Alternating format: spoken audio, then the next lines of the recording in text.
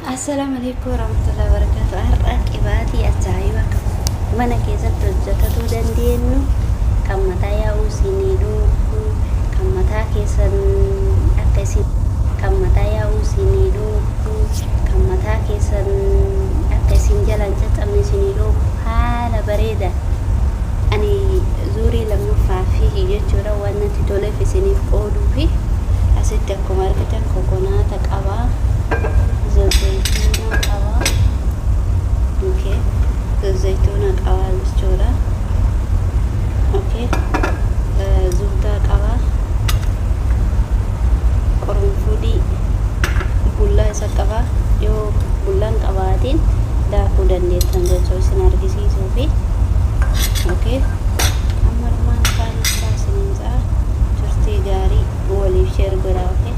Akkasumallee warri haarawaa taatan ani haadhuuf isin jaa kara ituubitti waan bareeda walirraa barannaa isin jaa namani turaan durarratti kokonaat kuno ani kanaan lakkaaya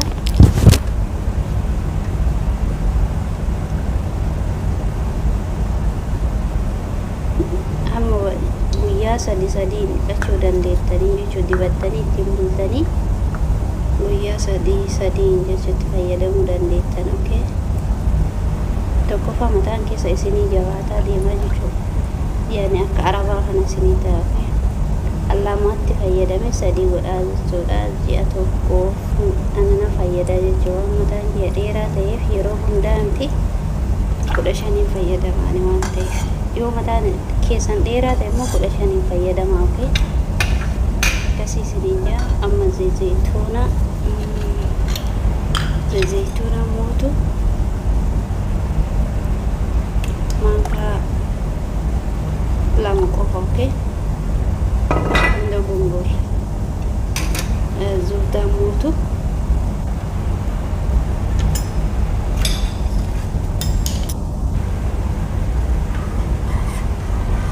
akkanatti waliin jirabina eegasii mootu mashkalaa goonaa jechuudha. Gingilchaan hin beeknaa jechuudha okay.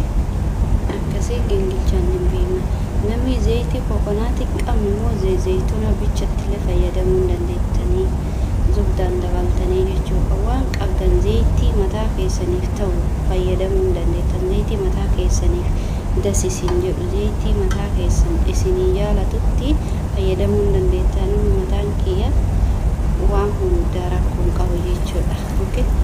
Mataa keessa waan adda addaa barsiisaa jechuudha waan mana keessa waan ta'een jechuudha. Kokonaatii zayituuna zayitii suufii zayitii talbaa kanneen yoo barsiiftan gizee biyya galtanillee mataan keessan akkuma sanitti isinii ta'a jechuudha. Isin jalaan badu zayitii suufii biyya jira zayitiin kokonaatiin biyya jira kanaafi zayitiin qobboo biyya jira. Addunyaa kanarratti zayitoonni tokkoffaa maal zayitii qobbooti jechuudha. Kanaaf zayitii mataa keessaniif ta'utti fayyadamaa okay. Akkanuma wantoota namni isin ajaje bichatti fayyadamtanii mataa keessa of jalaan balleessinaa. Isin jaa shamarran koo Oromoo koo kuni shamarranillee fi dhiirallee fi fayyada. Mataa keessan isin jalaan ciccituu isin jalaan baxaxxisuu akkuma argee jechuudha okay. Kanaaf mataan keessan baay'ee gaariidha. Kanaaf isin jaa qabbaneessitanii qabbanaa'uu eegdanii dibattanii itti raftanii ganama shaamboo jaalattanii